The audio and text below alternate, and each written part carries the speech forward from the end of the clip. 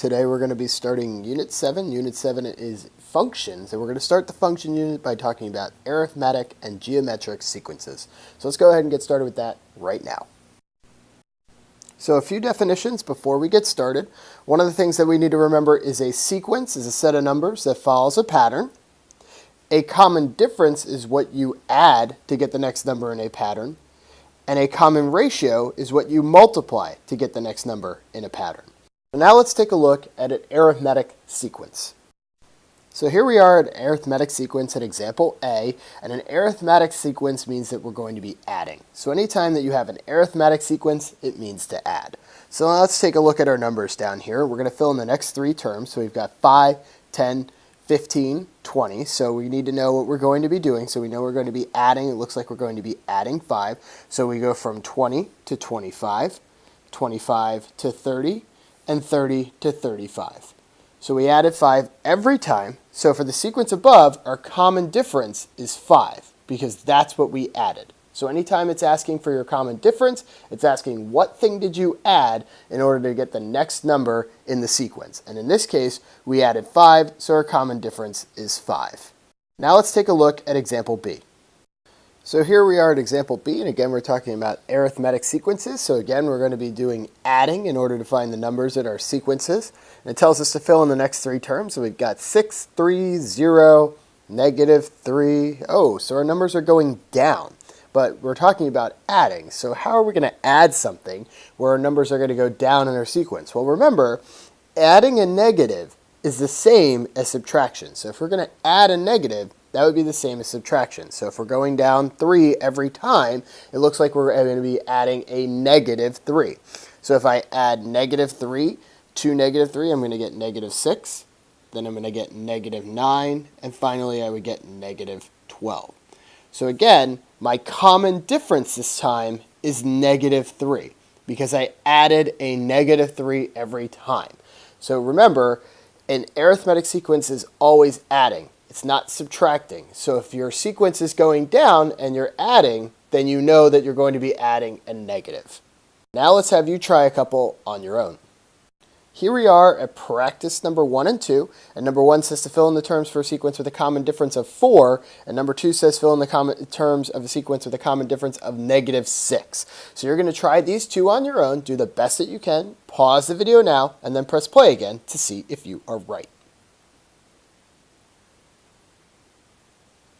How did you do? Were you able to get the answers that I got? Hopefully you did. If not, go ahead and make sure your paper looks like mine. And let's go on to the next example.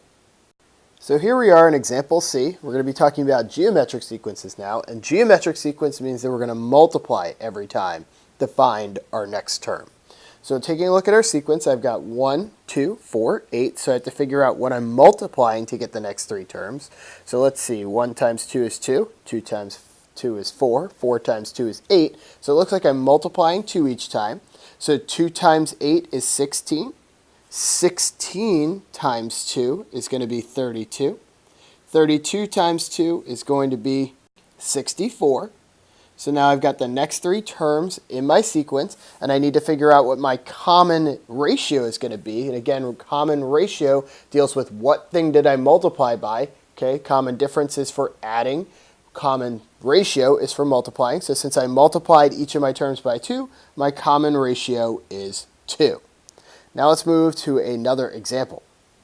So here we are at example D, and again we're talking about geometric sequences. So again we're going to be multiplying in order to figure out our next term. And in this case we've got 64, 32, 16. Oh no, our numbers are going down. However, remember that means that we're going to be multiplying by a fraction is the same as dividing. So even though it looks like we could be dividing here, and you can divide to figure out the next terms in the sequence, when you go to write down the common ratio, you need to write it down as a fraction.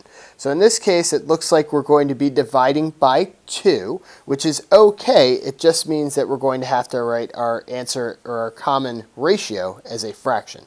So let's figure out the next terms in our sequence. So 16 divided by 2 is 8. 8 divided by 2 is 4. And 4 divided by 2 is 2.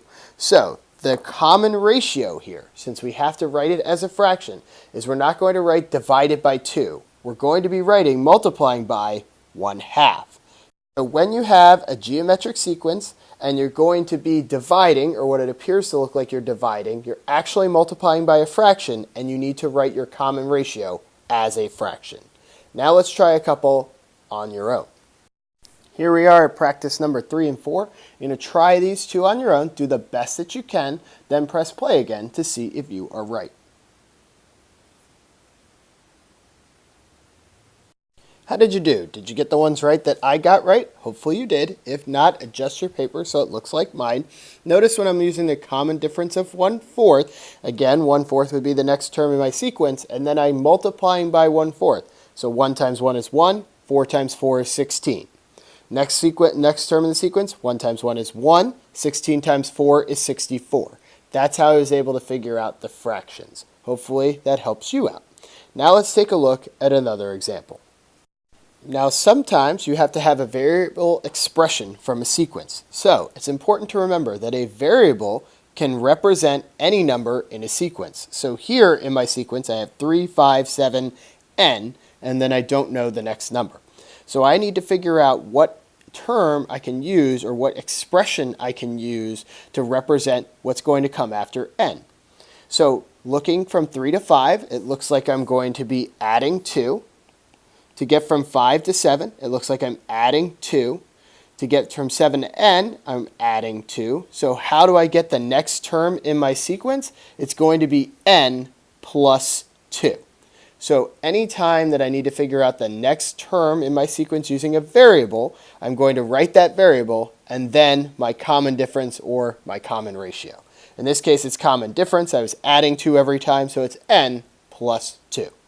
Let's take a look at another example. So here we are at example E, and the expression is 5, 10, 15, and then n. So I have to figure out what expression I can use to figure out what's after n. So I need to figure out what's going on in my sequence here. So 5 plus 5 is going to give me 10. 10 plus 5 is going to give me 15. 15 plus 5 is going to give me n, so I need to figure out how do I get from n to the next number, and that's going to be adding 5. So my expression is going to be n plus 5. Now let's have you do a couple practice problems on your own. Here we are at practice number 5. It says if n represents a number in the sequence, write the next number in the sequence using a variable expression. So you're going to try this one on your own, select A, B, C, or D, then press play again to see if you are right.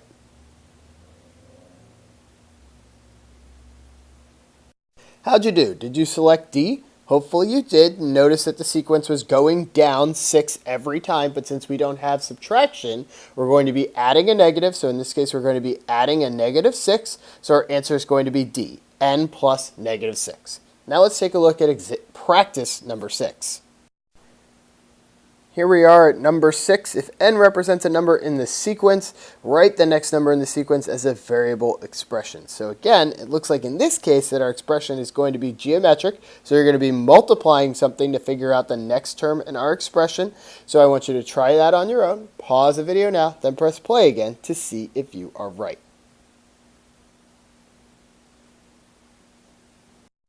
How did you do? Did you select D again? Hopefully you did. Notice that the sequence was going down, so you knew you were going to be multiplying by a fraction. And if you noticed, the numbers went from positive to negative back to positive. So the only way you could be doing that is multiplying by a negative, because the 27 times negative 1/3 would give you negative 9. Then negative 9 times negative 1/3, so a negative times a negative would give you a positive 3. Hopefully you got that correct. If not, go ahead and erase your answer and fix it so it looks like mine. That brings us to the end of this video. So if you like this video, go ahead and throw us a thumbs up. If you love this video, go ahead and throw us a sub, and we will catch you in the next one.